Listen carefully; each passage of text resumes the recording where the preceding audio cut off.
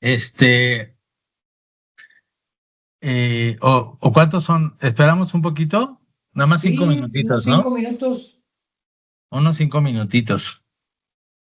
¿Cómo anda el calor allá en el norte? Creo que estamos de la chingada peor aquí.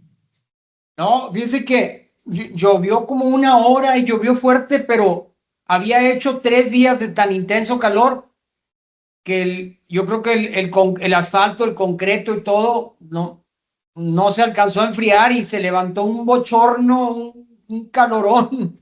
Parece que está vaporizando ahorita. Está que de la chingada. En todos lados está el calor horrible. Sí. Pues miren, el tema que vamos a ver hoy es muy padre. Eh, Está entre uno de las 5 clasificaciones que tiene el Centro Nacional de Medicina Alternativa y Complementaria en Estados Unidos, que es en el que siempre me baso. No porque me caigan bien los gringos, sino porque me gusta la clasificación que tienen ellos. ¿Sí? Eh, bueno, pues vamos a empezar ya, que se vayan integrando. Entonces, eh, la llamada Mind Body Medicine o medicina corporomental se basa en la idea que ya conocemos, aunque se sepa desde hace muchos siglos, ya sabemos ahora, biológicamente hablando, que existe una estrecha relación entre la mente y el cuerpo, ¿sí? Eh, Aquí hay una frase que escogí que dice que la preocupación y el estrés afectan la circulación, el corazón, las glándulas, el sistema nervioso y afectan profundamente la acción cardíaca. ¿Y de quién es? Del doctor Mayo, que es una de las clínicas más famosas o de pues sí, de Estados Unidos. Bueno, entonces vamos a ver los fundamentos históricos y conceptuales, la fisiología del sistema del estrés, el tema psicosomático, eh, enfermedades relacionadas con el estrés y el tema de la epigenética y todo esto, ¿no? ¿Cuáles son los fundamentos históricos y conceptuales?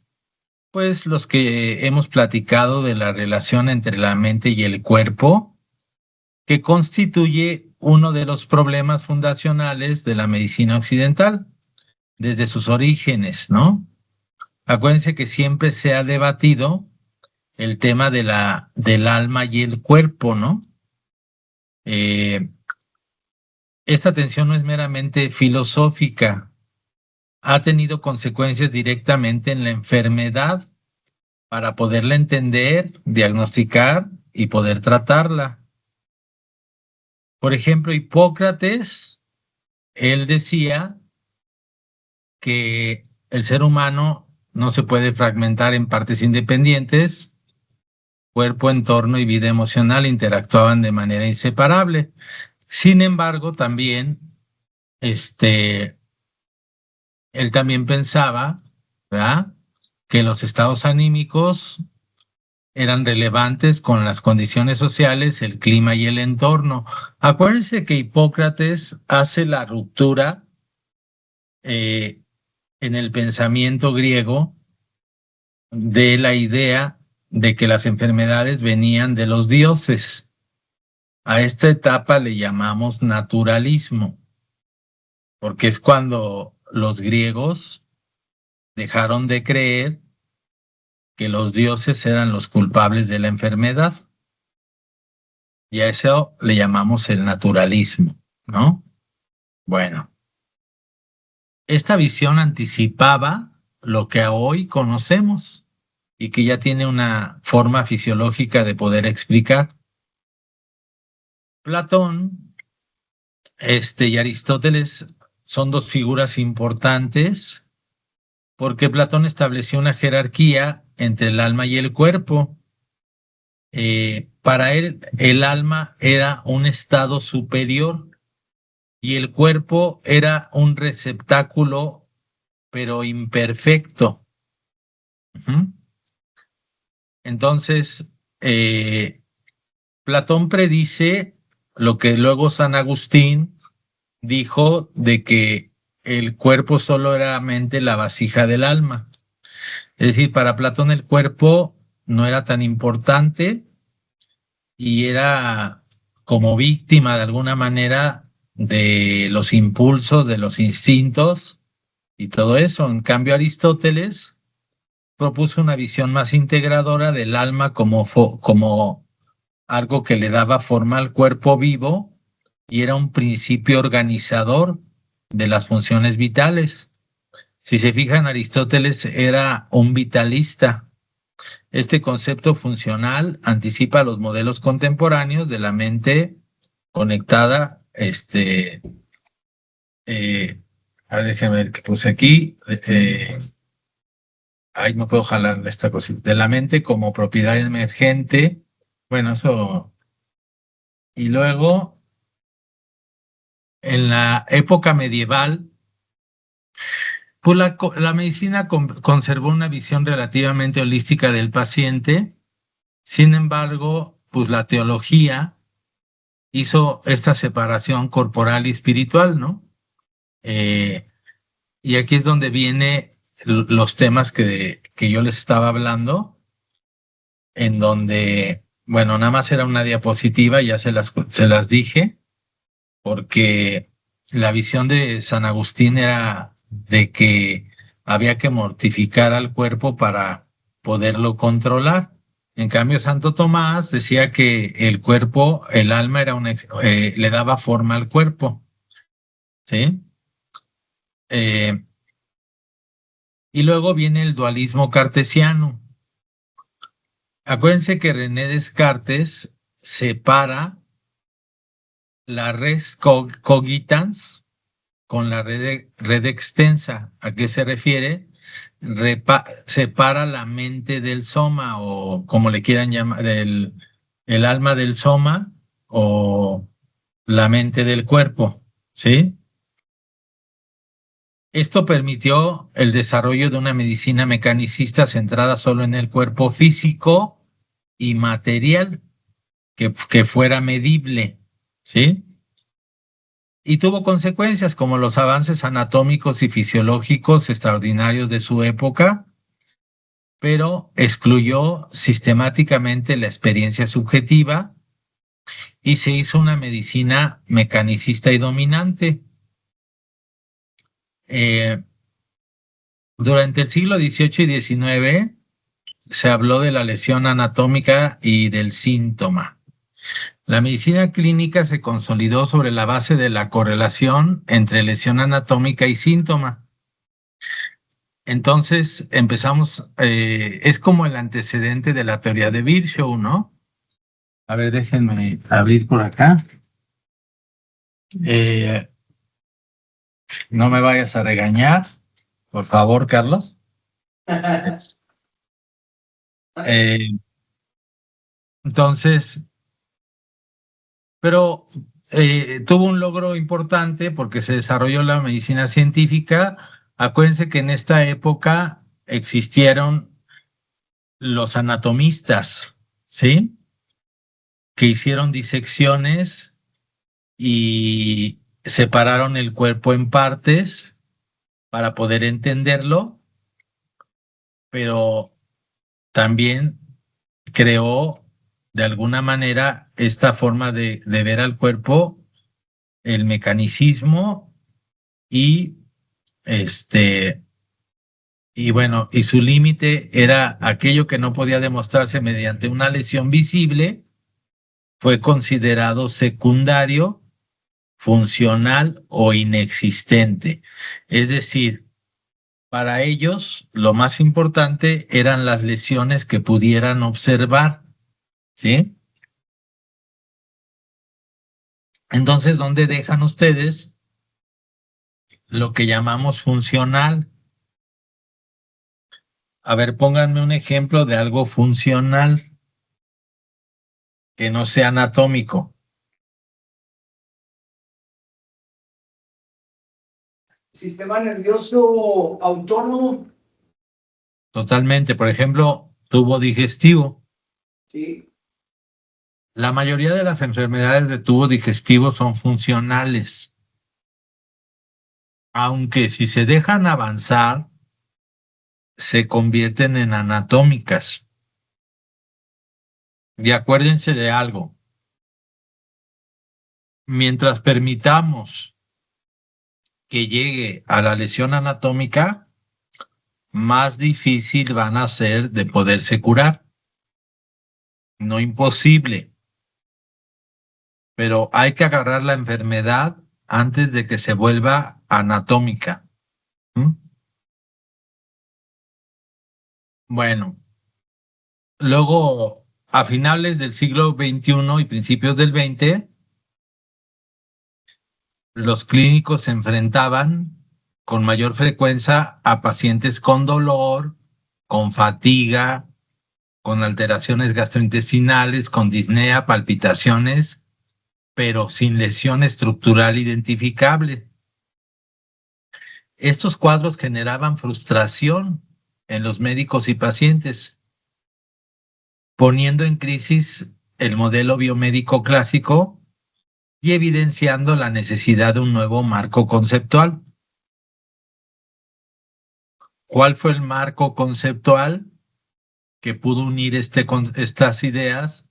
Pues el concepto del estrés.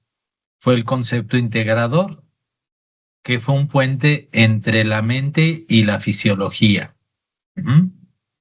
En este contexto emergió la necesidad de un concepto capaz de integrar la experiencia subjetiva con la fisiología, ¿sí?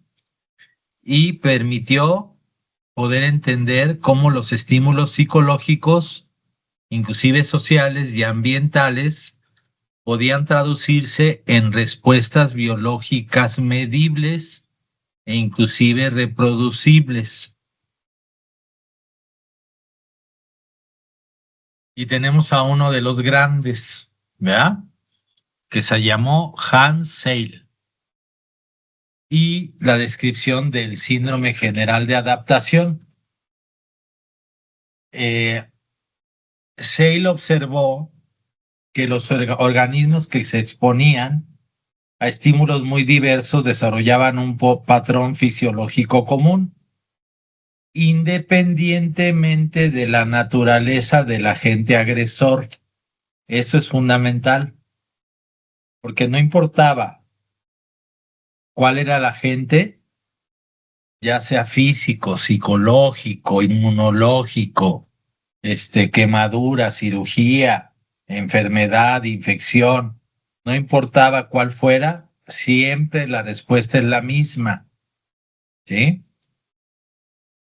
Y clasificó las tres fases del sistema general de adaptación. La primera se llama alarma, ¿m? Que es la activación inicial del organismo y se caracteriza por la respuesta que ya tanto hemos hablado, que se llama la respuesta de huida o ataque. Y ahí les viene la pregunta: ¿cuál de las sustancias dominan en esta etapa? Estoy hablando de hormonas o neurotransmisores. Las catecolaminas. Palomita. Claro. Acuérdense que el centro integrador se localiza en el hipotálamo, pero está conectado a un centro muy importante que se llama locus coeruleus, que controla, entre otras cosas, al sistema nervioso autónomo simpático. Y está conectado directísimo a la médula suprarrenal. Y la médula suprarrenal, hagan de cuenta que la exprimen. Y la médula suprarrenal está llena de adrenalina, ¿sí? Entonces, en la primera etapa que le llamamos alarma, va a dominar precisamente las catecolaminas, como la adrenalina. ¿Mm? Y se caracteriza porque lo que ya hemos platicado, que se llama el gato biónico, ¿no? El gato biónico, ¿quién me lo puede describir? ¿Cómo es el gato biónico?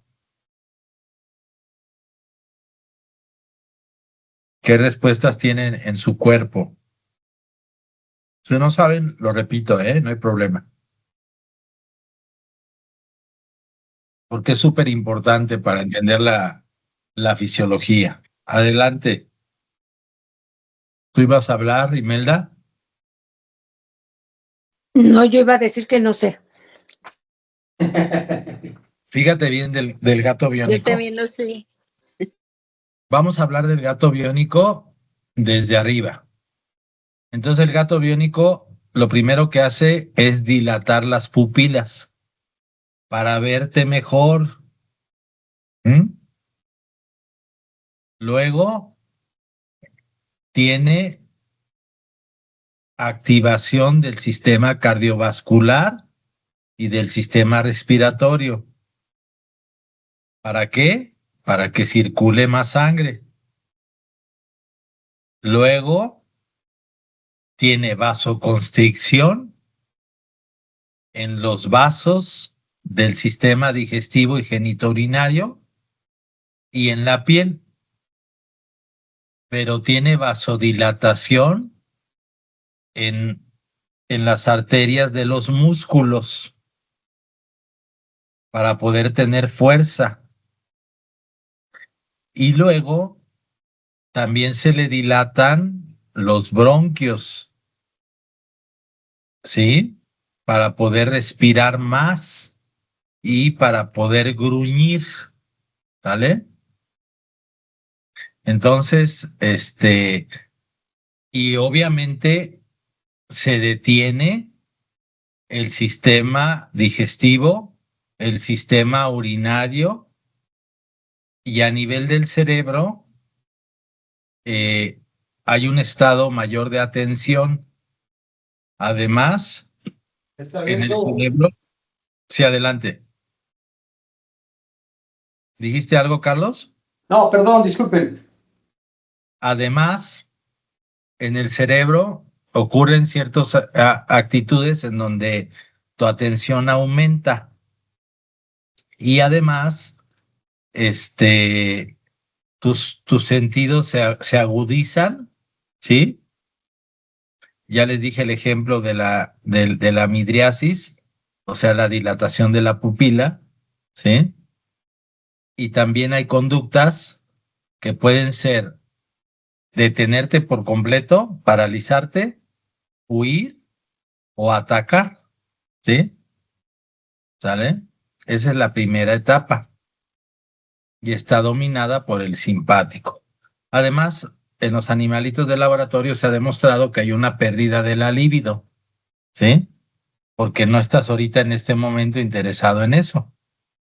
Lo que necesitas es atacar, huir, o sea, defenderte. Luego tenemos la etapa de resistencia. Cuando el factor estresante se mantiene por mucho tiempo, le llamamos una etapa de resistencia. Si ya se ocupó, ya no hay tema. Se regresa de nuevo a la homeostasis. Es decir, cuando pasó el evento y ya no pasó nada, tu sistema se regula y ya queda normal. Pero si el factor estresante se continúa en el tiempo, le llamamos fase de resistencia. Y esta está dominada por algunas sustancias, por algunas hormonas, como cuál,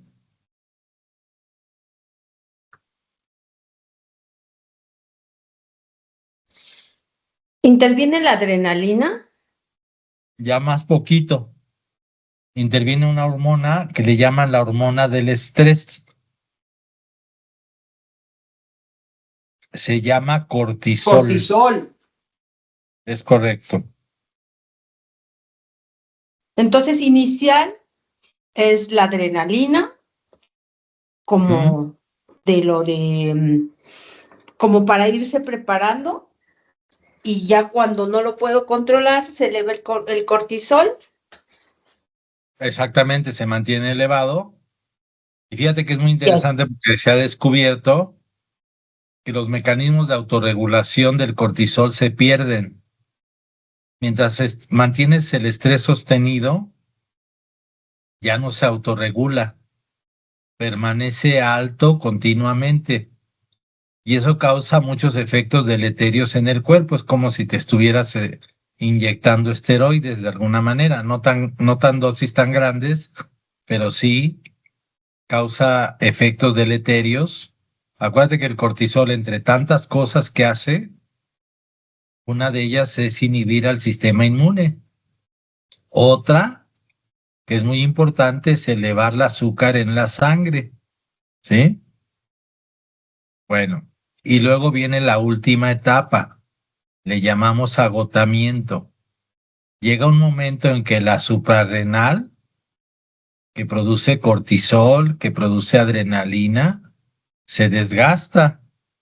Como todo, cualquier aparato que lo sobrepongas a trabajar, termina en un desgaste y se caen las hormonas hacia abajo y se presentan enfermedades muy particulares, como el síndrome de fatiga crónica, por ejemplo. ¿Mm? Ok, estrés adaptativo contra estrés crónico patológico. El estrés agudo adaptativo, respuesta necesario para la supervivencia, activa mecanismos fisiológicos que permiten hacer frente a amenazas reales y transitorias. ¿Sí? Eh, bueno, entonces, este, por ejemplo, eh, bueno, ya lo dijimos, el adaptativo y el crónico, activación sostenida de la capacidad de adaptación. Generalmente produce un desgaste fisiológico progresivo y vulnerabilidad a la enfermedad, porque está elevado muchas sustancias, entre ellas el cortisol. Entonces caes en enfermedades más graves, como problemas cardiovasculares, problemas digestivos, este, problemas pulmonares, alteraciones inmunológicas, ¿sí? Todo esto está relacionado al estrés crónico, ¿sí? Aquí tenemos la neuroendocrinología o el llamado eje hipotálamo-hipófisis adrenal. El eje hipotálamo-hipófisis adrenal se consolidó como uno de los principales sistemas mediadores del estrés y se caracteriza por un área del hipotálamo que es principal, que se llama núcleo paraventricular y que secreta una hormona que es muy chiquita, que es un polipéptido de 10 aminoácidos que se llama factor liberador de corticotropina. Y este hace que la hipófisis produzca ACTH o adrenocorticotropina, que a la vez hace que la adrenal produzca cortisol. ¿Sí? Si tienen alguna duda, me detienen. Es el famosísimo eje hipotálamo-hipófisis adrenal. ¿Sí? Pero lo más interesante cuando ustedes estudian al estrés es que no solamente se ve afectado este eje a nivel hipotalámico o a nivel hipofisiario. Platíquenme de qué otros ejes conozcan que tengan que ver con la hipófisis, porque también se ven afectados durante el estrés. ¿Cuáles conocen?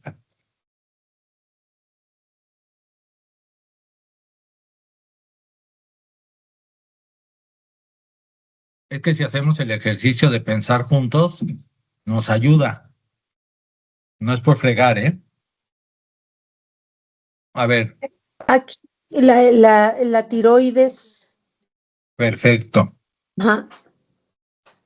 Entonces, también se ha dicho que el estrés altera el eje hipófisis tiroides o hipotálamo hipófisis tiroides. Otro, ya va uno.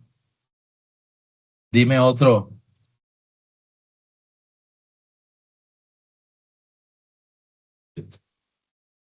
¿Sí conoces la FSH y la LH?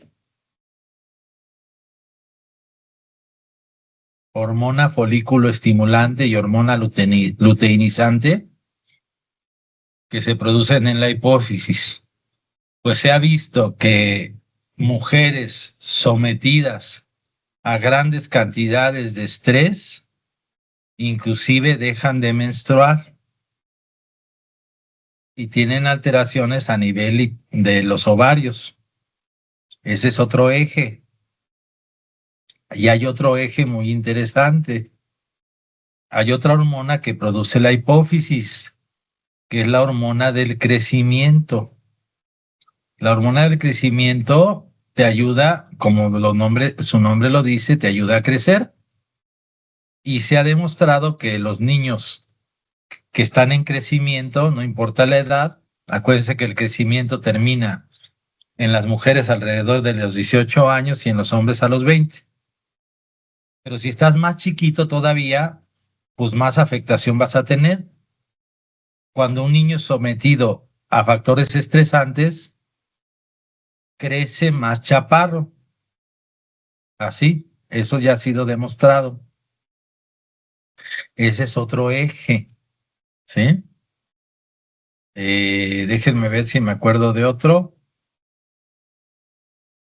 Mm, Pues bueno, para que vayan viendo todo lo que puede afectar que esté activado demasiado estos ejes por la activación del estrés sostenido, ¿sí? Entonces, eh, con el desarrollo de las neurociencias, se fue evidente que el estrés no solo produce cambios transitorios, sino modificaciones duraderas en la función del sistema nervioso y en la capacidad del cerebro para reorganizarse en respuesta a la experiencia, ¿sí? Se convirtió en un concepto clave para comprender cómo el estrés crónico remodela los circuitos neuronales y regula la emoción, la memoria y la toma de decisiones. Déjenme cerrar porque, eh, ay no, es que empiezan los que venden no sé qué, tamalitos y no sé qué. Eh, a ver, esto es sumamente importante, parémonos aquí. Estoy hablando de percepción de la realidad. ¿Han visto una persona, para que entiendan el concepto, que por alguna razón es muy nerviosa o se hiperactiva ante un evento que tal vez para nosotros no sea lógico o no sea tan grave como para que esa persona se alterara?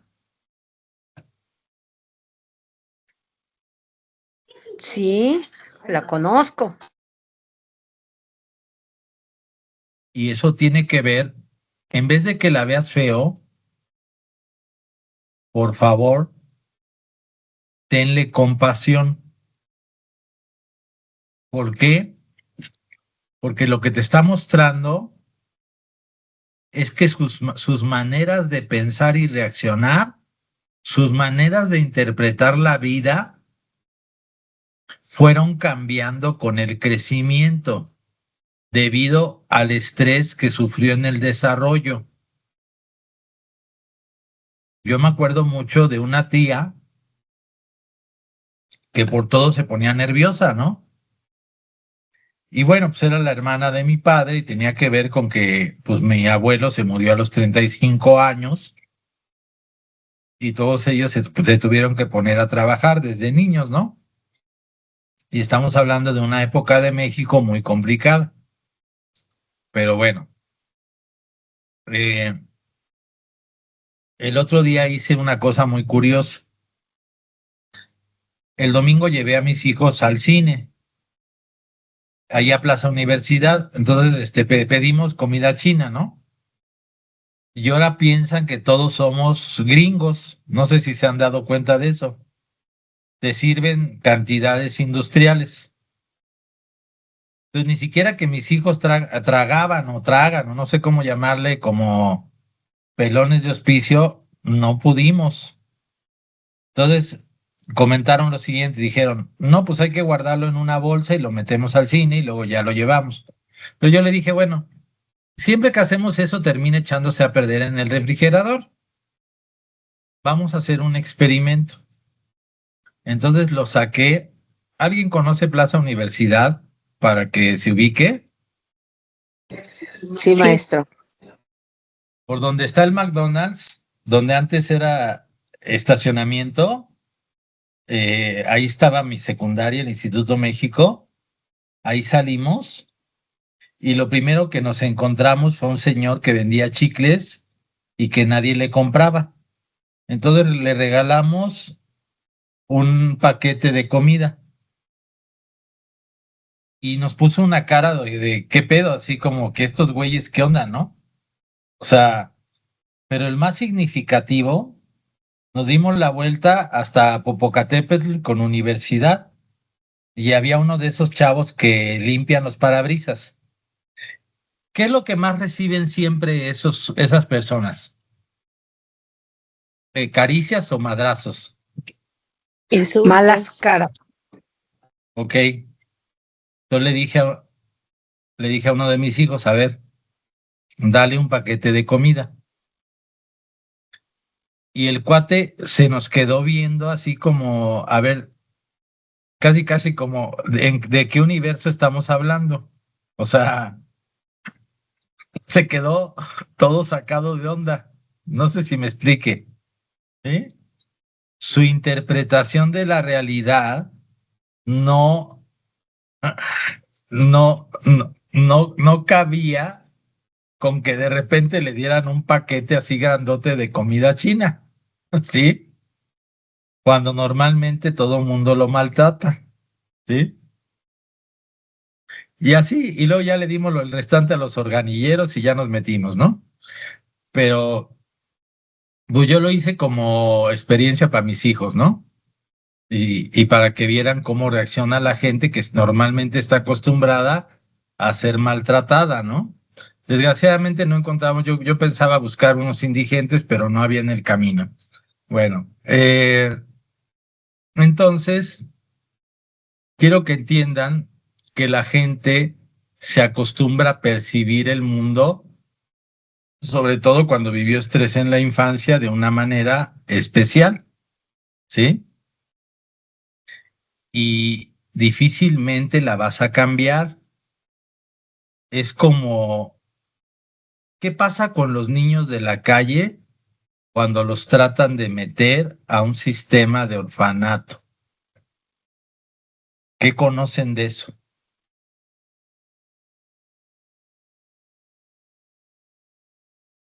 ¿O alguien ha oído Pues, historias de eso? ¿Eh? pues que no sienten que sean importantes, ¿no? Para nadie. Y terminan huyendo de nuevo, Ajá. porque ellos solo sienten que los únicos que los van a querer y cuidar son sus pares, es decir, los otros niños de la calle, y prefieren vivir en la miseria a someterse a la opción de vivir otro tipo de vida. A lo mejor alguno tenga la capacidad de adaptarse, pero muchos de ellos regresan al mismo sistema, donde son violados, vejados y muchas cosas, ¿no? Bueno, Entonces la mente dejó de concebirse, aunque les hable de cosas crudas, es la realidad, ¿eh? Yo conocí a un grupo de niños de la calle hace muchos años, allí en Donceles, que cada tanto venía la policía a violarlos a todos. Entonces ellos tenían no sé si saben que en el centro de la Ciudad de México hay muchos, laberintos abajo de las calles. Entonces chiflaban entre todos cuando venía la policía para poder escapar y podían salir muchas cuadras más allá. ¿Mm? Bueno, la mente dejó de concebirse como una entidad inmaterial separada del organismo para entenderse como un conjunto de procesos emergentes de sistemas neurobiológicos interconectados. Entonces, en este marco, la experiencia psicológica no se opone a la fisiología, sino que forma parte de ella. Este cambio conceptual representa uno de los avances más significativos en la medicina y la neurociencia del siglo XX, aunque todavía no ha penetrado suficiente el modelo mecanicista y el modelo material. Bueno, el sistema del estrés y su integración fisiológica. A partir de la segunda mitad del siglo XX, el estrés pasó a entenderse como una reacción difusa y a conceptualizarse como una activación coordinada de múltiples ejes neurobiológicos que ya estuvimos platicando, cuyo primordial interés o función es preservar la estabilidad del organismo frente a las demandas cambiantes del exterior. ¿Qué es la alostasis? A estabilidad a través del cambio. La desarrolló McEwen. La estabilidad del organismo no es estática, sino que se mantiene a través del cambio adaptativo continuo. Es decir, el cuerpo se adapta a los factores estresantes. ¿Cuáles son las estructuras cerebrales implicadas? El hipotálamo, por supuesto, la amígdala, que tiene que ver mucho con las emociones, el hipocampo, que tiene que ver con la memoria y con la regulación de los ejes, hipotálamo, hipófisis adrenal, y la corteza prefrontal, que tiene mucho que ver con el control cognitivo y sobre todo con el control emocional. La corteza prefrontal tiene que ver con el control de impulsos. Eh,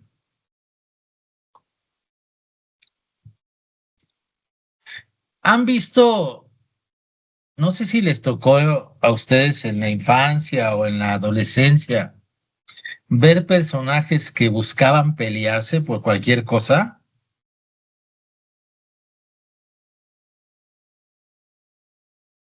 Sí, Sí, Cualquier estímulo era responder con agresividad. Si ustedes escarbaran en su historia de ese chamaco, ahora también de las mujeres que hacen lo mismo, descubrirían que hay mucho maltrato emocional en su casa, ¿sí? Y que viene a desquitarse en el medio ambiente o en su situación externa, ¿sí? Yo recuerdo muchísimo, precisamente, Carlos, en Monterrey, había una época en que había muchos 15 años en el Club de Leones. sí. Y me acuerdo que llegaba un güero que no me acuerdo de su nombre, yo era un adolescente, y había un pinche güero que si llegaba todo, ya todo el mundo decía, ya valió madre, cabrón. ¿Por qué? Porque ya sabíamos que iba a empezar una madriza. O sea, con quien sea. O sea, ese cuate no podía ir a una fiesta sin empezar una golpiza. Ujú. te aseguro que si en esa época yo hubiera entendido el concepto, pues hubiera averiguado que seguramente el padre pues era golpeador o quiveto a saber qué cosas hacía y de las cuales se estaba desquitando este chamaco, ¿no? Bueno, pero también puede ser en forma negativa. Eso es lo que les quiero enseñar. A veces una persona puede aprender a retraerse. A lo mejor es antisocial. Acuérdense que siempre hay un buleador y una persona buleada. Es decir, hay los dos extremos. Adelante, Pamela. Buenas noches, doctor. También quería comentarle respecto a eso de los chicos agresivos, que me tocó bastante ver en un tiempo que no se hablaba de los niños autistas ni Asperger. Nos dicen los estudios para estos chicos que justamente ellos muchas veces son agresivos con los demás o consigo mismo, porque a veces se golpean, porque no tienen madurado justamente la parte frontal. Entonces no es que sean ni malos, ni sociópatas, ni nada, sino que simplemente a ellos no les ha madurado. Y es por esa la razón en que, por ejemplo, mi hijo cuando era pequeño, si lo sentaban al costado de la pared, se golpeaba la cabecita. O reaccionaba frente a los estímulos muy fuertes, la música fuerte, o que estuvieran gritando sus compañeros, él atinaba a golpear a los demás, porque es un problema fisiológico. Eso quería Y aportarle, doctor. muy bien, Pamela. Y hay una película muy famosa de Jack Nicholson que se llamó, no me acuerdo ahorita el nombre, pero es muy famosa porque, de hecho de ahí se hizo muy famoso que lo metieron a un psiquiátrico. No sé si se acuerdan de esa película. Y aplicaban lo que llamaban la lobotomía en esa época. Mm. Eh, es una película súper famosa. ¿Atrapado sin salida? Creo que Atrapado sí. sin salida, sí, sí. Entonces, él en el concepto del hospital era un rebelde, ¿no? Y no se dejaba. Entonces optaron por aplicarle precisamente una lesión en la corteza prefrontal, de tal manera que ya no inhibieron sus impulsos, pero aquí en una forma negativa, es decir, no que ya no controlara sus impulsos, sino que se convirtió en alguien sin capacidad de poder tener iniciativa. Lo convirtieron en un zombie, por decirlo de alguna manera. Es otra película muy, muy interesante. ¿Eh? Bueno, Sí, ¿Cómo atrapado dice sin que se salida. llama? Atrapado sin salida. Atrapado sin salida. Pensé que había dicho de otra película aparte. No, pues es que ese güey es una fregonés, pero es una cosa excelente, pero esa película lo hizo famoso. Y después, bueno, pues vinieron 50,000 películas más, ¿no? Pero era más joven. Bueno, eh, Es de los 70s. por lo menos yo creo. Y todavía le anda dando, ¿no? El señor. Y creo que ganó el Oscar por esa película o fue posterior, ya ni me acuerdo. No sé cuántos Oscars lleve el hombre, ¿no? Sí. Bueno, la percepción de la amenaza no depende exclusivamente de las características objetivas del estímulo, sino del significado que tenga el individuo a ese estímulo. ¿Mm? Lo que introduce de manera inevitable la experiencia subjetiva en la fisiología del estrés. ¿A qué se está refiriendo esto? A la educación, a la formación, al desarrollo, a lo que vivió, a los traumas de la infancia. Les voy a poner un ejemplo muy claro que creo que se los he platicado.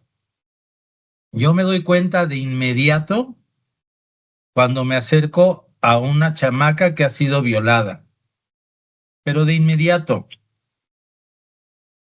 ¿Por qué creen?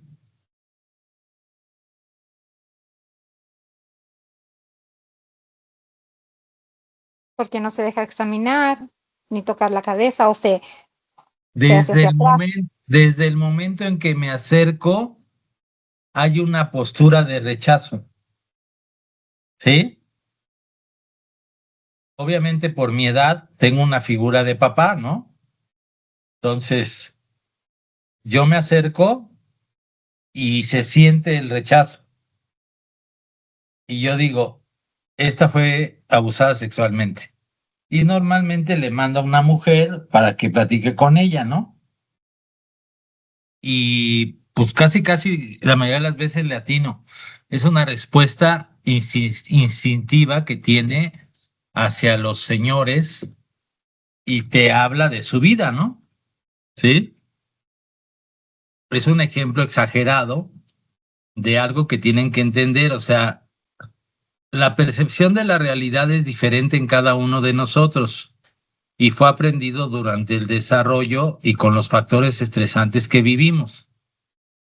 Les voy a poner un ejemplo. ¿Quién de ustedes se estresa cuando ve violencia?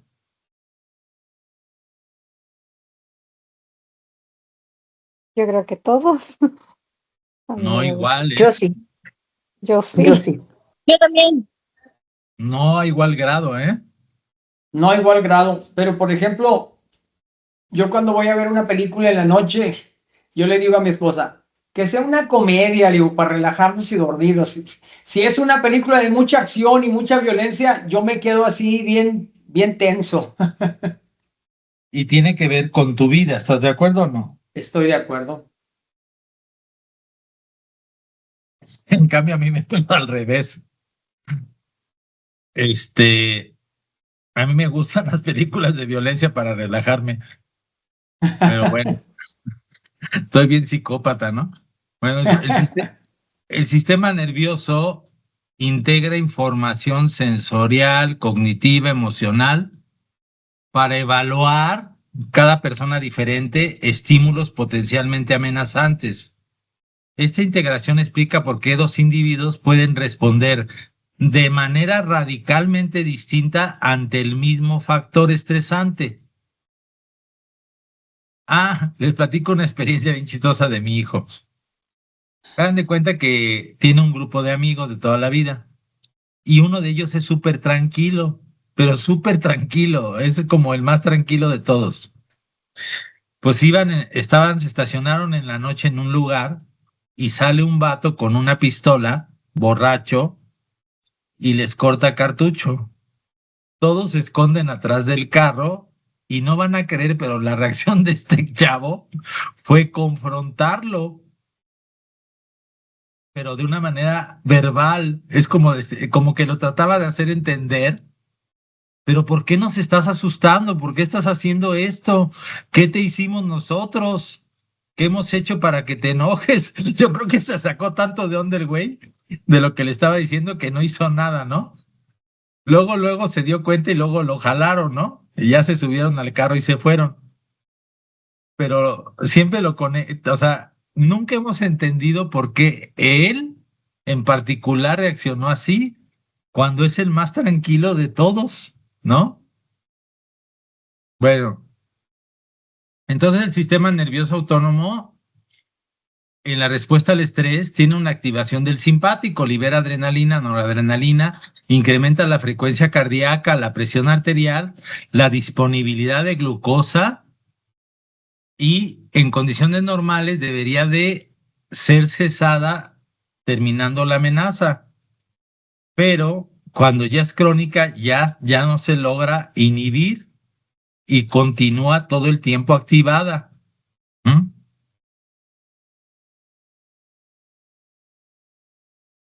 Entonces, ocurre una erosión progresiva de la capacidad reguladora.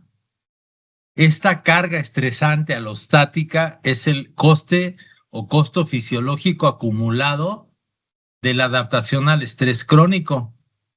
No se manifiesta de inmediato como enfermedad específica, sino como una erosión progresiva de la capacidad reguladora del organismo. Con el tiempo se va a formar como diversas patologías, dependiendo de la susceptibilidad genética, la historia del desarrollo y el contexto ambiental. Por ejemplo, el cortisol regula el metabolismo energético, modula la respuesta inmune, controla la presión arterial, reduce la inflamación aguda y los efectos crónicos es alterar receptores de glucocorticoides, provocar resistencia a su acción, estados inflamatorios paradójicos, disminución sistémica progresiva de sus efectos, ¿no? Le llamamos hipercortisolemia y tiene efectos deleterios en todo el organismo. Por ejemplo, la inmunidad. Durante décadas se ha visto que el cortisol ejercía efectos en inmunosupresores y se fue viendo que era más complejo. El estrés agudo puede potenciar transitoriamente algunas respuestas inmunológicas, pero el estrés crónico se caracteriza por una reacción inflamatoria persistente de bajo grado, como en las enfermedades crónico-degenerativas. Ahora, esta inflamación crónica y esta elevación de estas sustancias te van a llevar a diferentes padecimientos como aterosclerosis, disfunción endotelial, inflamación vascular sostenida por esa adrenalina. Diabetes tipo 2, porque todo el tiempo estamos atacando el receptor de la insulina. Además, se elevan las citoquinas proinflamatorias que atacan al receptor de insulina y también va a haber alteraciones afectivas como el tema de la depresión, ¿sí? Y problemas de la regulación inmunológica, como en el caso de los problemas autoinmunes, ¿sí? Entonces, el estrés crónico causa cambios estructurales en las estructuras que ya platicamos. Ya está documentado que el hipocampo tiene una reducción de su volumen con implicaciones sobre la memoria y la regulación del eje hipotálamo hipófisis adrenal, que la corteza prefrontal tiene alteraciones en su conectividad que comprometen el control cognitivo y la toma de decisiones, se hacen más impulsivos, y la amígdala tiene aumento de su reactividad, perpetuando la respuesta al estrés y la hipervigilancia. Acuérdense que la amígdala está en el libro de Goleman, que tiene que ver con la inteligencia cognitiva, emocional, que cuando la corteza no controla la amígdala, solo tienes impulsos, ¿sí?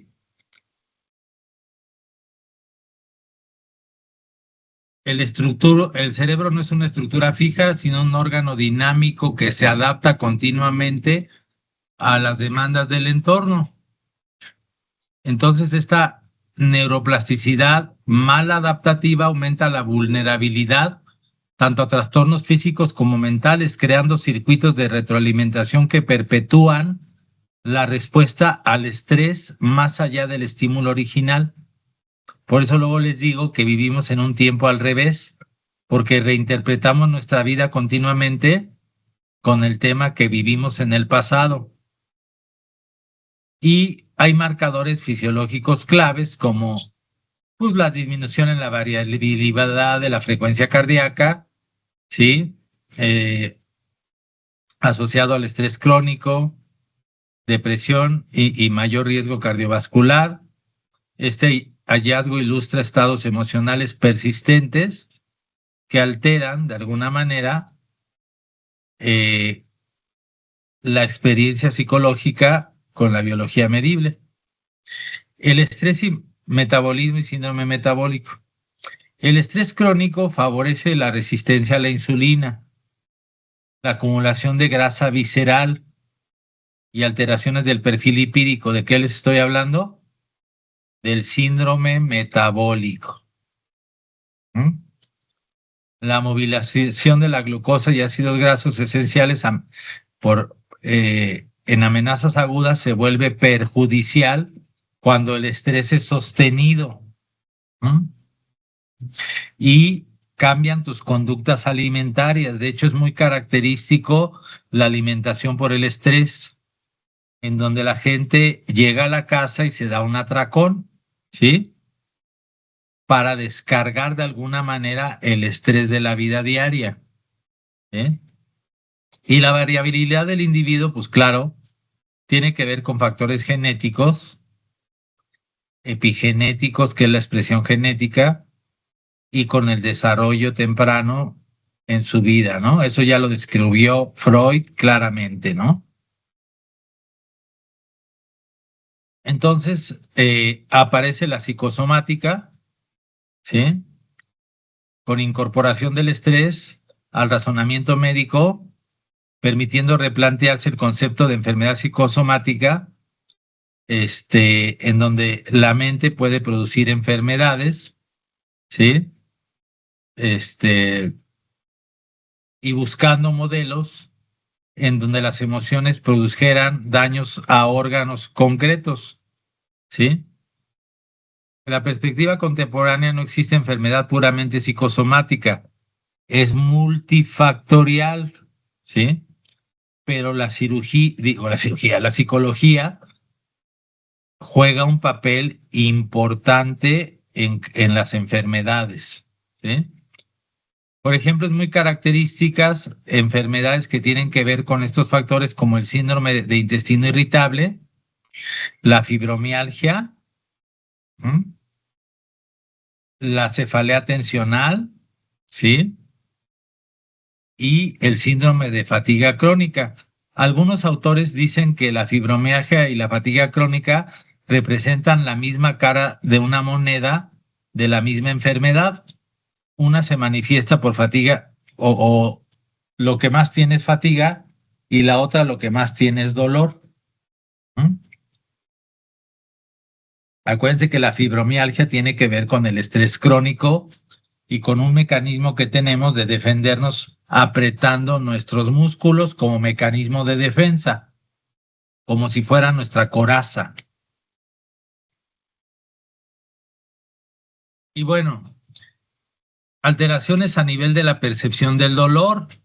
La exposición repetida al estrés y a estímulos no nociceptivos, es decir, dolorosos, modifica la excitabilidad de las neuronas, reduciendo mecanismos inhibitorios y amplificando la señal aferente, es decir, tienen más incremento de su capacidad para sentir dolor. Uh-huh. Esto explica por qué algunos dolores pueden persistir incluso después de la ausencia del daño tisular y por qué factores emocionales influyen en su intensidad, ¿verdad? Lo que llamamos el dolor neuropático. Y luego, desde luego, el eje intestino-cerebro, que forma parte de este concepto que hoy es nuevo, que hay una red neuronal autónoma en el intestino capaz de mandar señales de factores estresantes hacia el cerebro y modular el sistema del estrés a nivel del eje hipotálamo hipófisis adrenal, ¿sí? Y que tiene que ver no solamente con los receptores intestinales y el malestar intestinal, sino con la microbiota intestinal. Ya saben que a los policías les gusta demostrar que están aquí, ¿no? Uh-huh. Es el poquito poder que tienen, tocar su claxoncito. Bueno, el estrés y el sistema cardiovascular. Es que no puedo cerrar la ventana porque me muero de calor.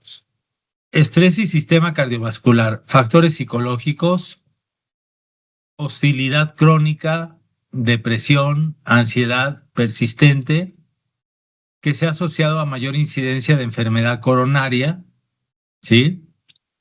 Mecanismos implicados fisiológicos, inflamación sistémica, alteraciones de la coagulación, disfunción endotelial y actividad simpática sostenida, o sea, adrenalina, ¿no? Alteraciones dermatológicas y autoinmunidad. Se ha observado enfermedades inflamatorias de la piel relacionadas al estrés, como es la psoriasis, la dermatitis atópica, el estrés exacerba la inflamación cutánea a través de mecanismos neuroinmunológicos, ¿sí?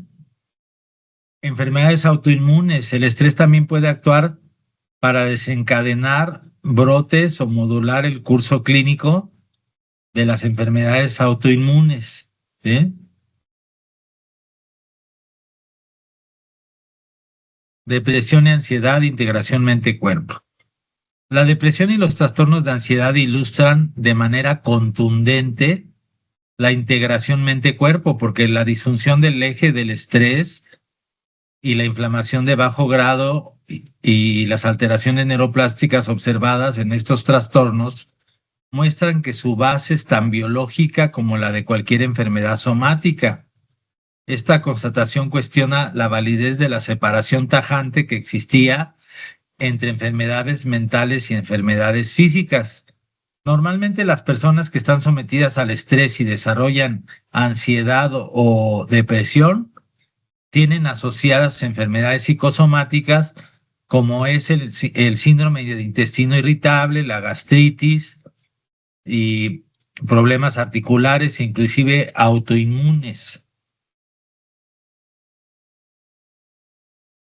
Riesgo de culpabilizar al paciente, ¿verdad? Atribuir la enfermedad a una mala gestión emocional o a conflictos psicológicos no resueltos.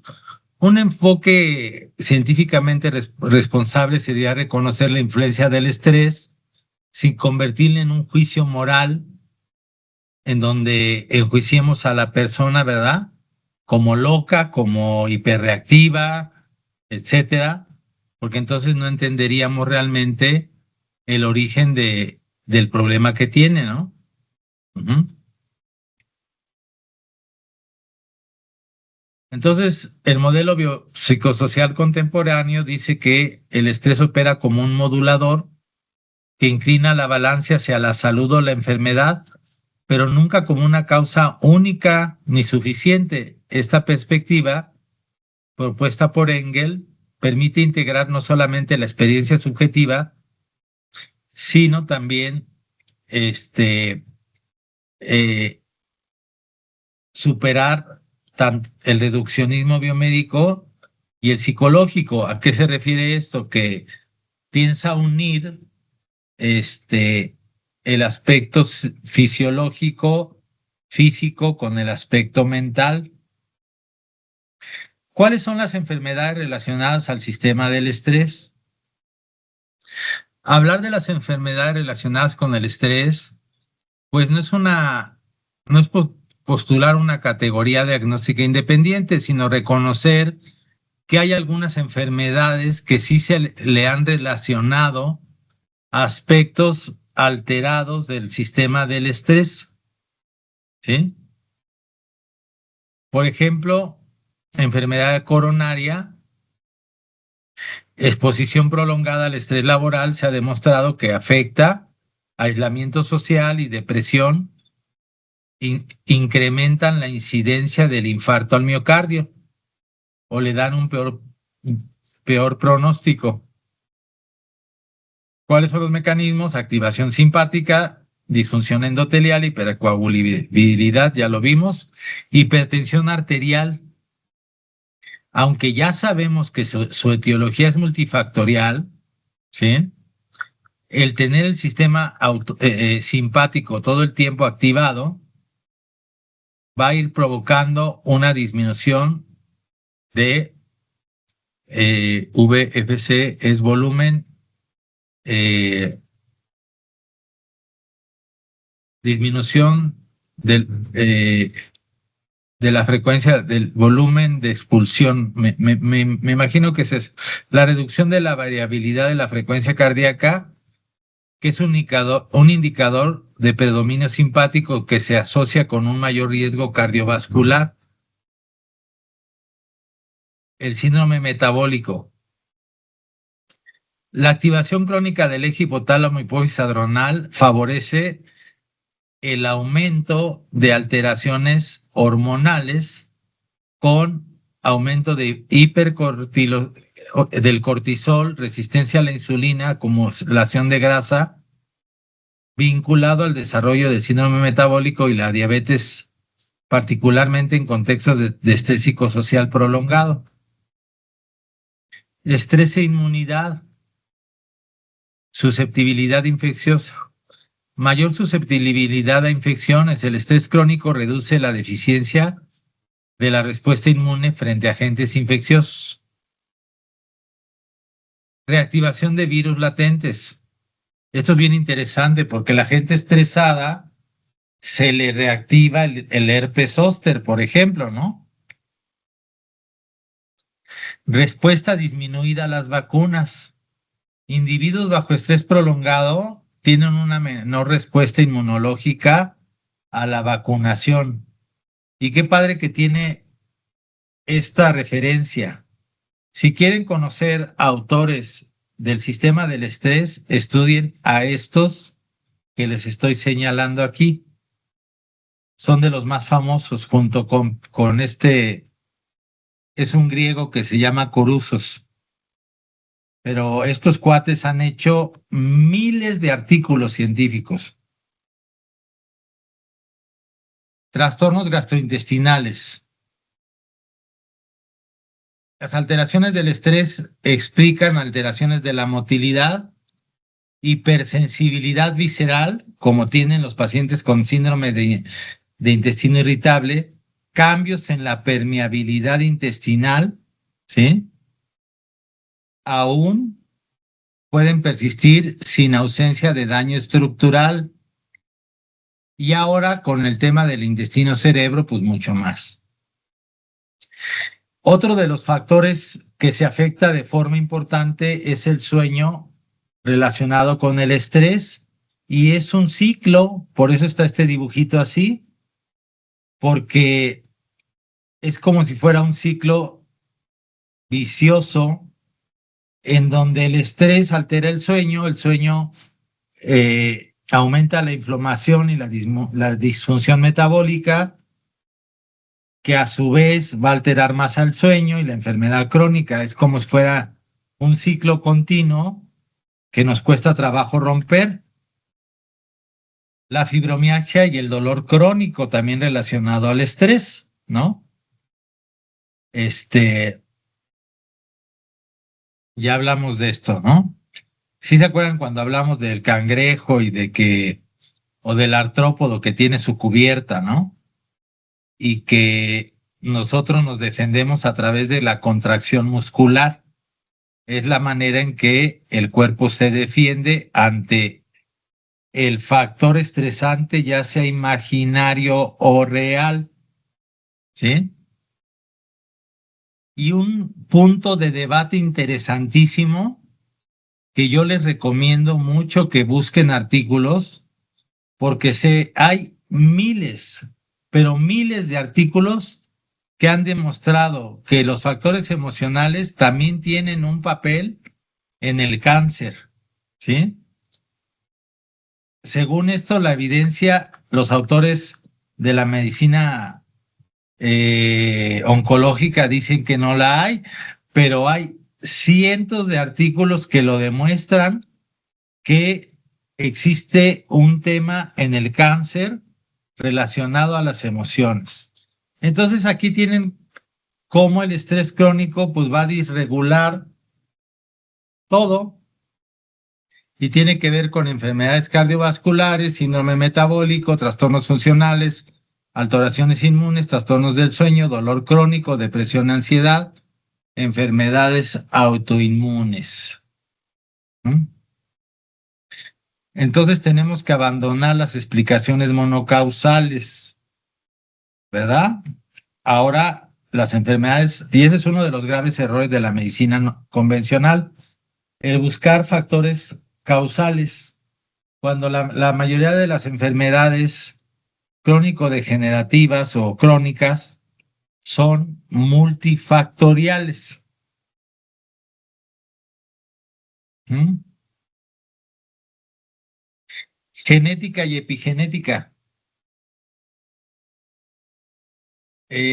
Bueno, se incorpora ahora al tema, desde luego, la epigenética y la interacción del estrés en la enfermedad, en relación a los genes que modulan otros genes, ¿no? Y al factor en donde ya se está hablando de que también la conducta está relacionada con lo que traemos en los genes. Adelante.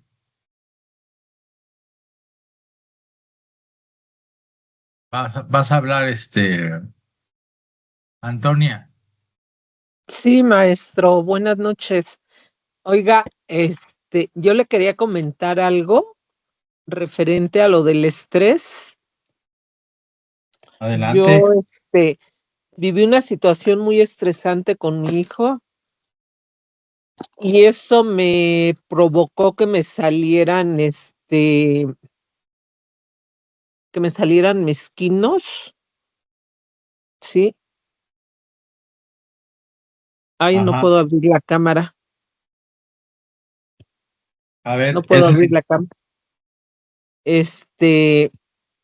Que me salieran mezquinos y ahorita estoy llena me los quemaron, pero estoy llena de las rodillas, las pantorrillas, las piernas, las manos. De hecho, me dieron incapacidad, ya regresé a trabajar ayer, pero yo creí que el estrés, o sea, sí era malo, pero no a la magnitud o sea, a lo que es realmente el estrés. Entonces, ahí en el médico me mandaron medicamento para relajarme, me mandaron el aciclovir, me pusieron la vacuna según para que ya no me vuelvan a salir, pero me decía el doctor que más que si no me volvían a salir, también se dio, o sea, el estrés lo que provocó en mí fue que me bajó el sistema inmune. Me bajó mi sistema inmune y me empezaron, pero a brotar así de una manera muy rápida. Pero lo que le quiero comentar es lo siguiente, maestro. Yo estoy en el diplomado de ozonoterapia. Sí. Entonces, con el maestro Mauricio tuvimos una práctica el sábado y en la práctica me aplicaron, le comenté cómo estaba porque pues no podía yo ni agarrar las cosas. Le dije, maestro, me pasa esto, y me dijeron que mi sistema inmune está muy bajo. Me dice, pues dentro de la explicación que nos daba del ozono, pues muchas bondades y que una de las cuestiones es que sube el sistema inmune. Entonces me aplicaron mi ampolleta ahí de ozonoterapia y ¿qué cree? Me ¿Qué? he sentido muy bien, me he sentido excelentemente bien, maestro. ¿Pero qué ozonoterapia? O sea que me sacaron sangre de la vena del Ah, la mayor. brazo, Ok. ajá, A ver, y vamos a partir del inicio. ¿Qué provoca los mezquinos? ¿Cómo se llama ese virus? No te hablo a ti, pues hablo en general. sí, ¿Cómo se llama el virus que produce los mezquinos? Es un herpes virus, maestro. Herpes zóster. Es un papiloma, es un papiloma virus. Papiloma. Y los papilomas se caracterizan por crecer ante el estrés o ante la baja inmunidad, ¿sí? Entonces, de ahí partimos. Al ponerte la mayor con la automoterapia mayor, incrementaste tu sí, factor estresante, perdón, tu sistema inmune.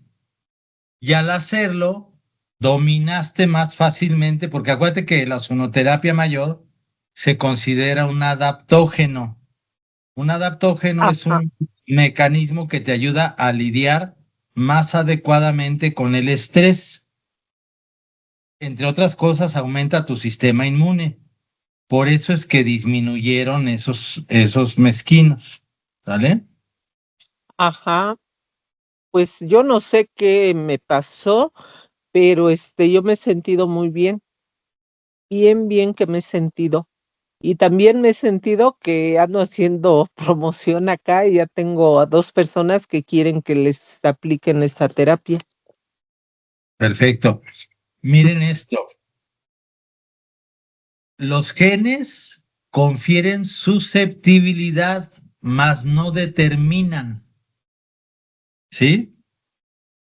Sí, ¿A qué me refiero esto? Siempre digo mi frase, después de los genes, el estrés. ¿Sí? Es decir, ¿qué estoy tratando de decir con eso? Tú puedes traer en tus genes susceptibilidad a diferentes problemas, sí, pero si el factor ambiental lo permite, se van a desarrollar, pero si no, ya no vas a poder desarrollar esas enfermedades. Eso es muy importante, ¿sale? sí, maestro. Entonces, no determinan, sino que son solamente factores que pueden influir si el medio ambiente y lo que has vivido es lo que hace que se desencadene ese gene y esa enfermedad, ¿no? Pero Bueno, fíjese, sí, sí, pero adelante. mucha gente no le toma importancia al estrés. Hay gente que anda muy estresada y el andar estresada lo sienten hasta como algo importante. No, no tengo tiempo. Dime qué quieres. No, no, no puedo, no esto. Cuando yo digo, si supieran todo el daño que nos hace el estrés y que nosotros no hacemos nada por bajarlo. Yo ahorita con esto que me pasó, toqué fondo, porque dije, yo no puedo estar estresada porque no me puedo estar enfermando de esta manera. Mire ¿ya vio? Sí, Sí, y esto es lo menos, porque en los pies y en las piernas traigo un buen. fíjense que me hiciste recordar a un amigo en la prepa Sí, que tenía hiperhidrosis palmar. Era muy sí, nervioso y era evidente que había sufrido en la infancia porque era exageradamente susceptible, casi casi cualquier comentario lo tomaba mal, pero éramos un grupito de cuates y lo respetábamos. Pero era tan nervioso y tan estresado, seguramente por su infancia, que tenía que usar guantes porque sudaba de la mano todo el tiempo y todo el tiempo traía pañuelo para estarse limpiando. Y era una manifestación de su infancia, ¿no? De lo que fue viviendo, yo creo. Nunca en esa etapa de la vida todavía no te abres tan fácil con los amigos, pero seguramente pues vivió muchas cosas en la infancia que lo hicieron así, ¿no? Bueno, eh, investigaciones y modelos en animales y humanos han demostrado que la calidad del cuidado parental y la exposición al estrés en etapas tempranas pueden modificar la manera duradera de regulación de este eje. Estas modificaciones epigenéticas afectan su sensibilidad de los receptores de glucocorticoides. ¿A qué se refiere esto? Que una buena crianza y someter levemente a los niños al estrés los va a hacer desarrollarse de la mejor manera sin traumarlos, ¿no?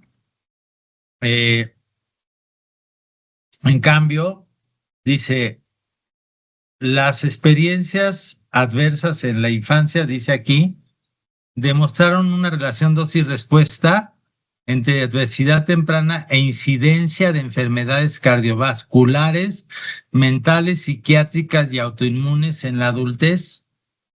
¿Sí? Trauma y huellas epigenéticas Los eventos traumáticos en la adultez también pueden asociarse a cambios detectables. Estudios en poblaciones expuestas a traumas extremos han identificado modificaciones de los genes. Estamos hablando de poblaciones en situación de guerra, cuestiones de este estilo, ¿no? Ujú. Entonces, El modelo de diátesis-estrés marca el umbral de tolerancia, que es la capacidad de vulnerabilidad genética al estrés y el estrés ambiental, que la puede superar o la puedes aguantar, ¿no? Que tiene que ver con la famosa palabra esta, se me olvida, que se llama resiliencia, ¿no? Ujú. En- bueno, esto ya está repetitivo. Y luego hablamos obviamente de sistemas complejos, que ya los platicamos, en donde hay múltiples factores que interactúan de manera no lineal para producir estados de salud y enfermedad, ¿sí? Pero lo que yo quiero llegar, ujú. Bueno, la epidemiología ha demostrado que hay ciertos factores que todavía incrementan el estrés crónico, ¿no?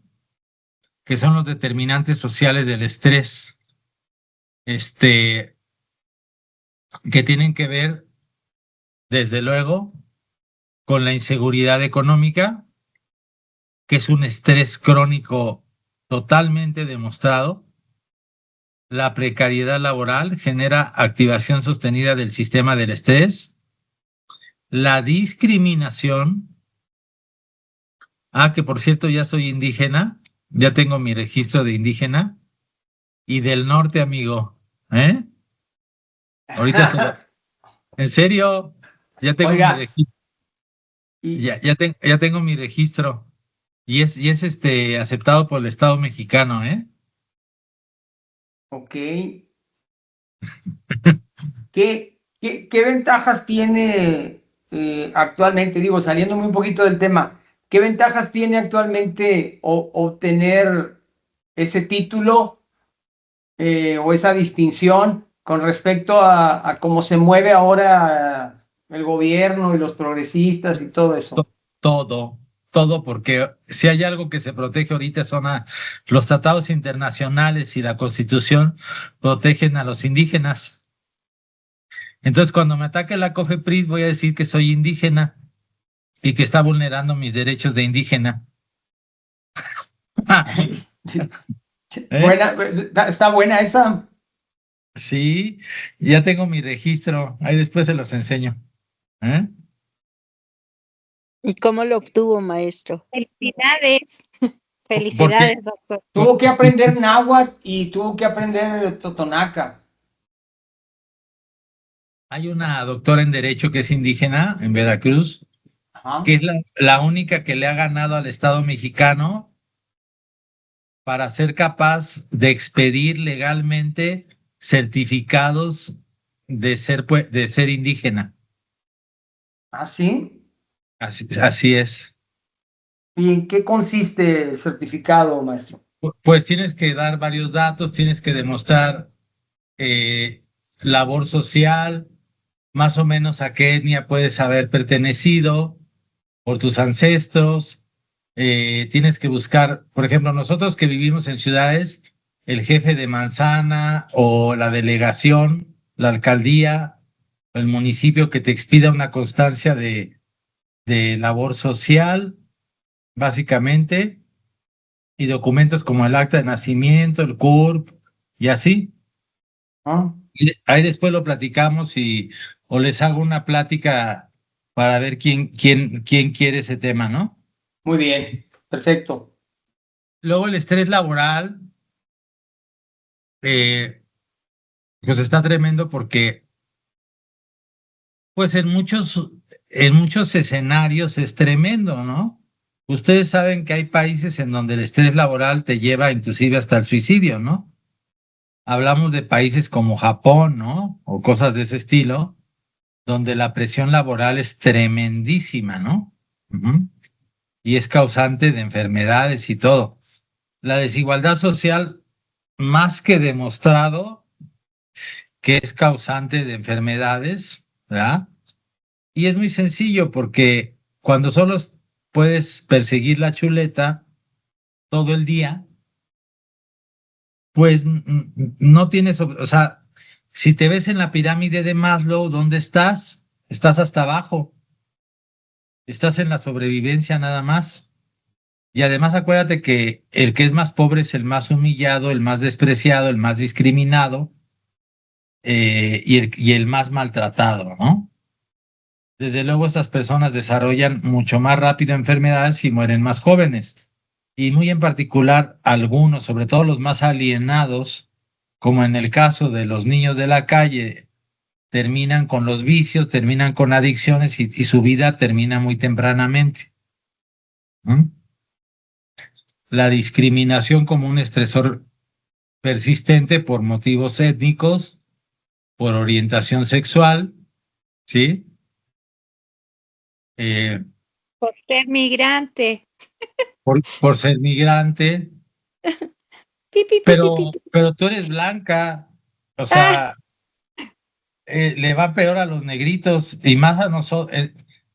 En México es un absurdo porque en México se sabe antropológicamente que somos una tercera parte africanos. Sin embargo, como hubo tanto mestizaje, no se ve claramente y nos llama la atención cuando vemos a una persona de color oscuro, ¿no? ajá. Y causa como te saca de onda. Si te vas a Estados Unidos no te saca de onda porque allá es así, o abajo en Sudamérica, ¿no? O en Cuba, por ejemplo, ¿no? Pero aquí en México, que ahorita están llegando muchos inmigrantes de Jamaica y de Haití, pues sí, de repente así como que te saca de onda, ¿no? Y acuérdense que hay un tema que es natural en el cerebro. Cuando ves algo muy diferente, inmediatamente te causa miedo, porque desconoces de qué se trata, ¿no? Y, y además, ¿a qué lo asocias? ¿A qué asocias a estos personajes siempre? A la delincuencia se asocia. Exacto. Y no siempre es así. No, Acuérdense de la historia norteamericana, lo que sufrieron, el Ku Klux Klan, las matanzas, toda la lucha para que hoy tengamos personajes súper inteligentes en el deporte, en la milicia, en la ciencia y todos que son afroamericanos, ¿no? cierto. Entorno urbano y estrés ambiental, desde luego, el ruido de la calle, ¿verdad? La contaminación atmosférica y el acceso a espacios verdes. También es un indicador cuando la gente tiene lugares donde ir a descansar, a acostarse, ¿no? A caminar para poder desestresarse un poco. El estrés tóxico en la infancia, como la pobreza, inestabilidad familiar, la violencia doméstica, generan efectos muy tremendos en el desarrollo neurobiológico y regulación emocional, ¿sí? En donde el sistema del estrés se ve afectado desde la infancia y queda muy dañado. Entonces, el modelo del curso de la vida o de historia de vida, pues tiene que ver con la adversidad a edades tempranas, periodos críticos, carga alostática, enfermedades crónicas después y que ya se ve como enfermedades, ¿sí? Entonces, es importante hacer una historia clínica ampliada que tenga que ver con la historia de vida que ha tenido el paciente y que tiene que ver con la forma en que se acercan a él, ¿verdad? Para poder crear la confianza para que ese paciente lo pueda expresar todo lo que ha vivido, ¿sí? Bueno, y nos falta la siguiente clase que les voy a hablar ahora de todo el trabajo contrario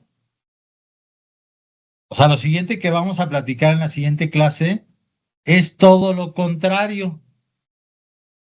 Todo el trabajo de Herbert Benson, que es todas las técnicas que hay hoy en día para contrarrestar al estrés, ¿sí? O sea, hoy en día, eh, ah, a ver, déjenme ver si viene aquí. Mm, ¿Por dónde andamos? Mm, no, ya estamos por el final. Mm,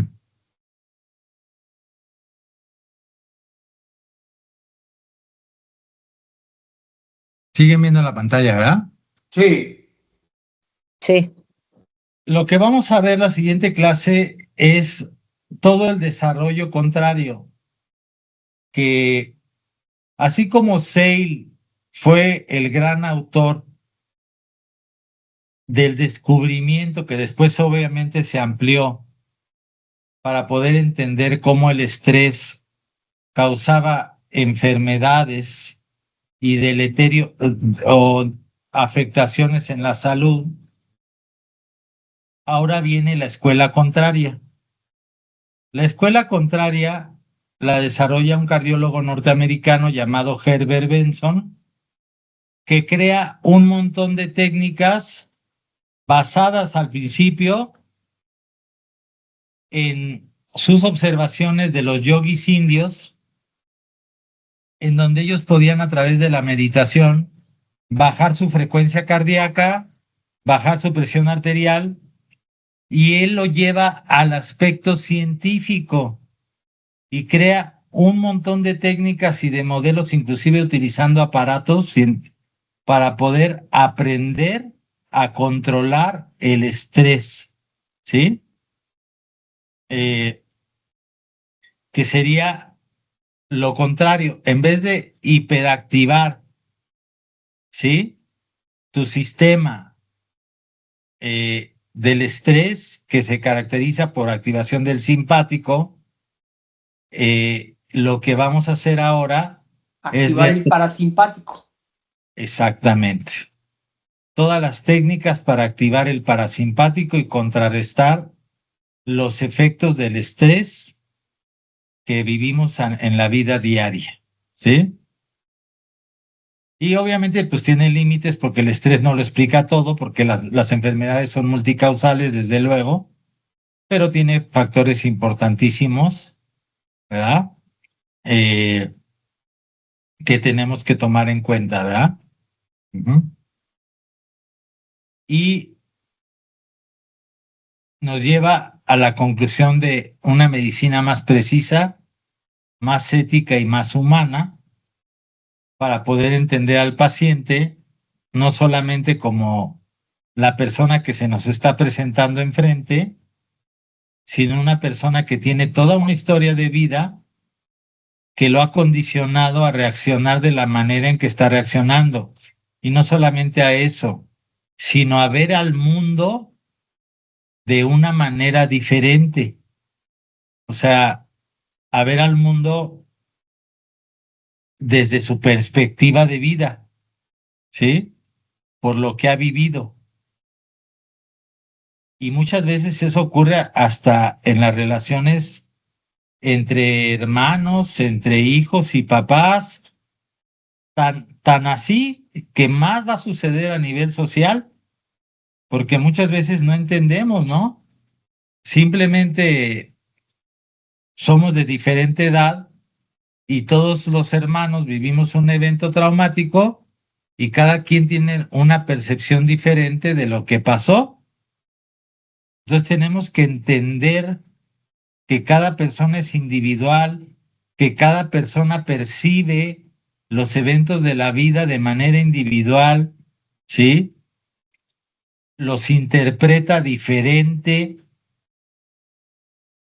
y la única manera que tenemos de ayudarles es poder ponernos en su lugar, crear un ambiente adecuado, ¿verdad? ya veremos no hemos visto con ustedes el enfoque centrado en la persona, ¿verdad? No. Ya veremos las técnicas también para crear un ambiente donde el paciente se sienta más a gusto, ¿sale? Y pueda expresarse adecuadamente, inclusive llorar, inclusive sacar sus emociones, poder expresar el problema más importante que trae en su mente. Ahora sí que lo que llamamos el problema existencial, que trae encima, para ayudar a ser un facilitador para que ese tema fluya y alcance un mejor nivel de vida, ¿verdad? Esto es pues muy importante, ¿verdad? Para poder entender al paciente. Bueno, preguntas, comentarios.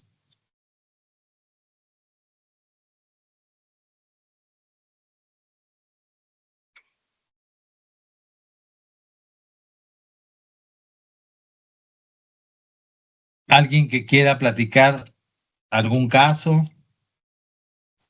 Bueno, doctor, el tema de mi esposo que le fue rechazado en migración, su carita se le llenó como de espinillas, o deben ser mezquinos. Le mandé la foto a su WhatsApp y de inmediato partí a la escuela, le compré un jabón ozonizado y aceite y ya tiene mucho, mucho mejor. No le he podido aplicar ozono porque como va a tener que salir de México y va a tener que viajar un par de semanas, ¿qué pasa? Que le aumentaron el trabajo porque no va, es una semana y media que va a estar sin ir a la oficina, entonces no tiene ningún tiempo para aplicarle ozono. Sistémico quería hacerle o bien inyectarle en la carita, pero el jabón y el aceite le ha ayudado muchísimo. Así que yo pienso que parte del tema o sea, si oxigenamos, me imagino yo que subimos el sistema inmunológico y a la vez empiezan a desaparecer estos síntomas, ¿no, doctor? Es correcto. Por cierto, mañana tengo que ver algo con el abogado y ya te puedo decir si ya puedes pasar por mi INE para terminar Gracias. ese. Y yo le iba a contar que yo estoy con taquicardia, pero debe ser por eso, porque yo creo que se me va a quitar cuando termine de hacer el trámite, porque me Sí, tiene muy lo que pasa estresada. es que mañana tengo que ver un tema con un abogado para saber si yo voy a participar o no.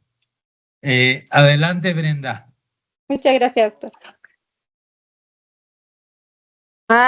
Bueno, en mi caso, en enero más o menos se cumplió el año de que falleció mi papá y tuve varias cosas que se me juntaron y todo de enero a mayo, a principios de mayo, estuve con un fuego labial tras otro, así se pasaban 2 semanas, se bajaba y volvía a reactivarse. Ya para principios de mayo fui a ¿A reactivarse qué, perdón? fuego labial. Ok. Ya para inicios de mayo fui al doctor y pues sí, aparte de la ciclovir y demás que me mandaron sertralina, que porque estoy muy ansiosa. Entonces no sé si complementando eso se pudiera utilizar alguna otra. Desde luego, tienes que, desde el coaching hasta la psicoterapia y todo, porque tienes que sacar ese tema a fuerza. Esos solo son paliativos de esa situación que viviste, ¿no?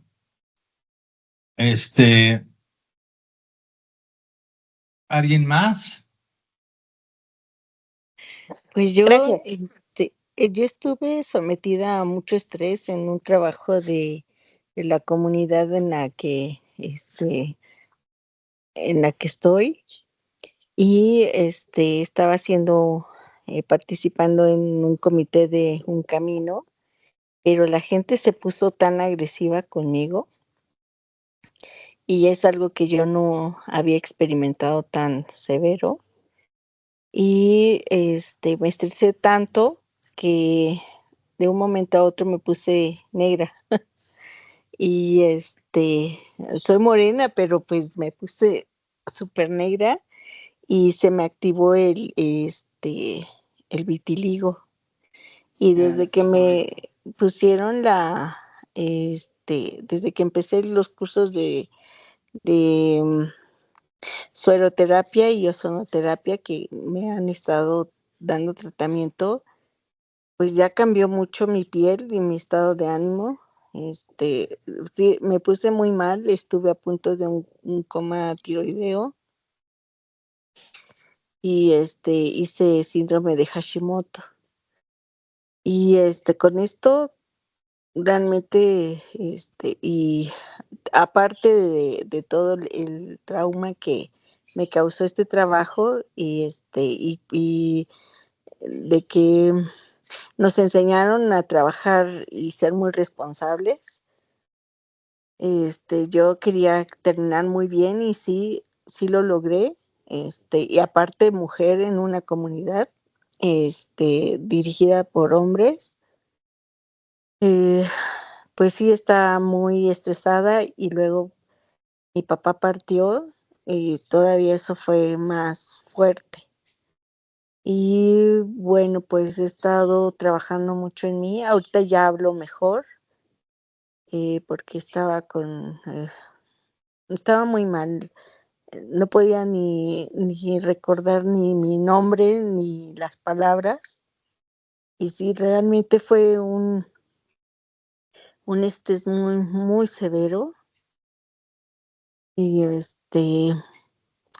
pues con todo, he estado trabajando muchísimo en mí, terapias holísticas, cuencos, gongs, respiración, ahora la sueroterapia, la ozonoterapia, y pues aunque soy una persona demasiado tranquila, sí he estado a punto de decirles a todos,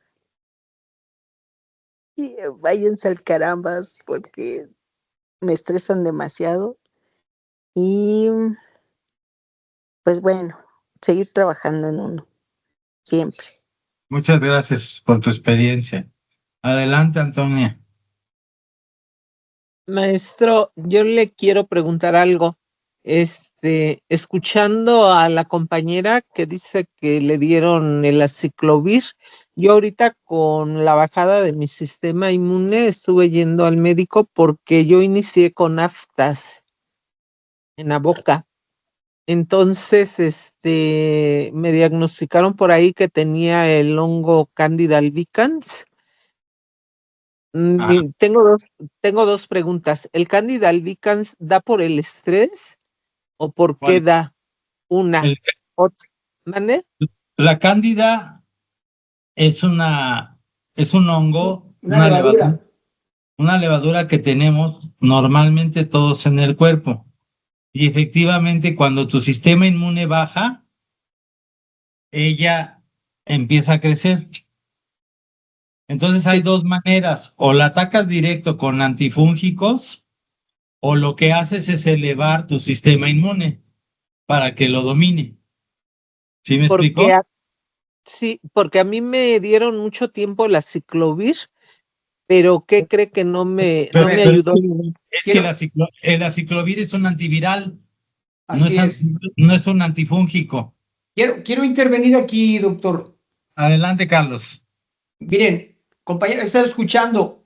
Sí, Fíjense bien, quiero compartirles algo de una charla que di el día de ayer. Ayer hablábamos acerca de fortalecer el terreno biológico. Fortalecer el terreno biológico y algo de lo que habló el doctor ahorita y de lo que va a hablar en la siguiente clase es también utilizar técnicas que nos ayuden en un terreno biológico preparado a estar capacitados para gestionar el estrés.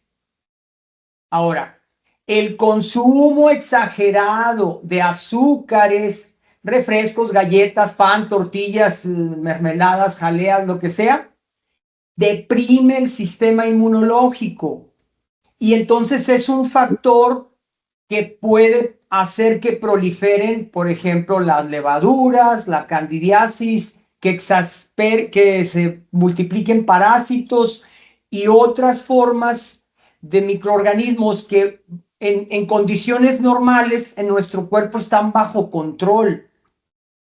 Entonces, la alimentación es un factor importante porque cuando el estrés al cual estamos sometidos todos en diferentes medidas, obviamente, ¿verdad? No conozco la experiencia particular de cada quien, pero todos estamos sometidos a un grado de estrés. Entonces, preparar nuestro organismo y conocer las técnicas, por ejemplo, de respiración, de meditación, de posturas, de ejercicios, es de vital importancia y podemos evitar estas crisis que ustedes están narrando ahorita. Yo, por ejemplo, el estrés me pega en mi sistema gastrointestinal, pero fuerte. Yo puedo alimentarme correctamente y si ando muy estresado, me inflamo y me da una colitis como si hubiera comido chatarra y puro mugrero, ¿verdad? Entonces, pues bueno, yo quería compartirles esto. Tomen muy en cuenta si están tomando refrescos, si están comiendo panecitos, si están esos factores, ese incremento de carbohidratos va a favorecer que se deprime el sistema inmunológico, porque el azúcar deprime el sistema inmunológico y pues van a proliferar las reacciones que provoca el estrés. Pues yo fui al médico y sí me dijeron eso que me está diciendo el compañero. Entonces, yo no soy mucho de refresco, ni de panecitos, ni de azúcares. Ajá. Y eso me preocupaba más porque dije, si yo me estoy cuidando en mi alimentación, ¿por qué estas aptas siguen?